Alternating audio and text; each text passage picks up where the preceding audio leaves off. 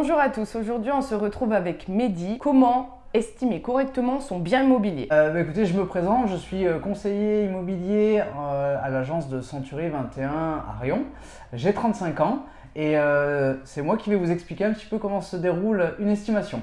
Mehdi, quelles étapes tu peux relever pour pouvoir donner les meilleurs conseils à ceux qui nous écoutent et qui nous regardent pour estimer leur bien correctement? La première étape, c'est déjà de faire appel à un professionnel afin qu'il vous donne un avis extérieur, vraiment un avis neuf et neutre. On est souvent grisé par la valeur émotionnelle de son propre bien et de toute l'histoire qu'on a vécue à l'intérieur. Est-ce que toi tu as des exemples sur lesquels des biens qui ont été surestimés et qui se sont mal vendus ou qui ont mis du temps à se vendre? C'est souvent le cas. J'ai un exemple en tête sur une maison sur Ménétrol où en fait un de mes confrères s'était laissé, il avait suivi l'avis des vendeurs, il avait mis le bien beaucoup trop cher, et, le prix était vraiment trop élevé. Ils ont passé 3 mois où ils ont eu seulement 3 visites sur l'intégralité du bien et rien ne s'est passé. Pas d'offre ou une offre vraiment très très basse qui ne correspondait pas à leurs attentes. Quand moi je suis allé estimer le bien, je leur ai tout de suite fait comprendre qu'on n'était pas au bon prix. Quand j'ai repris le mandat de vente, on s'est mis au bon prix. Et ça s'est vendu déjà beaucoup plus facilement. Second point à prendre en compte pour bien estimer. C'est déjà de voir quelle est la surface en mètres carrés de la maison ou de l'appartement. On va prendre en compte aussi l'aspect général de la maison, que ce soit l'aspect extérieur par le crépi, la toiture, les huisseries, tout ce qui va être fenêtre, si on est du simple ou double vitrage par exemple.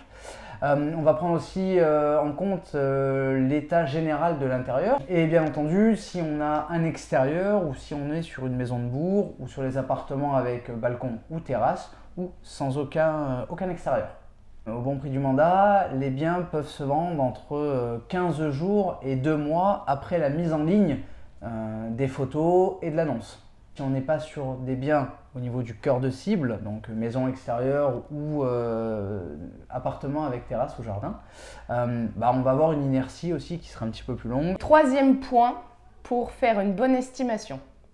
Le dernier point, c'est le plus important dans notre métier, c'est la confiance, la relation de confiance qu'on peut avoir avec nos partenaires vendeurs ou même nos partenaires acquéreurs. Aujourd'hui, sans confiance, on peut difficilement travailler.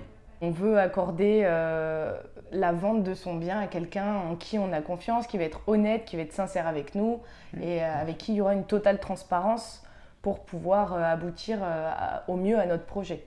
Exactement. Si la relation est dégradée déjà dès le départ, ça va devenir très très compliqué et il faut se dire une chose, c'est qu'aujourd'hui on travaille vraiment en regardant dans le même sens avec nos vendeurs ou nos acquéreurs car on n'a vraiment que des intérêts en commun. Donc on ne travaille pas l'un contre l'autre mais ensemble pour arriver à la réalisation de votre projet. Est-ce que toi, tu as une petite histoire ou une anecdote aussi sur justement cette relation? Est-ce qu'il t'est déjà arrivé de rencontrer des gens grâce à l'estimation? Ce qui m'a marqué au début de ma carrière chez Century 21, en fait avant j'étais cuisiniste, je vendais des cuisines chez Schmitt et j'ai des clients à qui j'ai réalisé la cuisine j'ai fait mon changement de profession entre temps.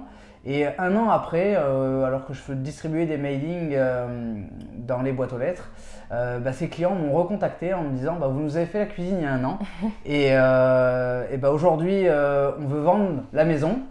Donc on s'est rencontrés, on a fait l'estimation, ils m'ont confié la vente de leur maison et la maison s'est vendue en 1 mois et demi et aujourd'hui voilà, ils ont pu aller sur un autre projet. En tout cas, on espère que cette vidéo vous aura plu et que vous aurez pu apprendre des choses sur l'estimation qui vont vous servir pour vos projets futurs. On se dit à très vite pour une nouvelle vidéo. Merci Mehdi. Merci Émilie et surtout, restez connectés.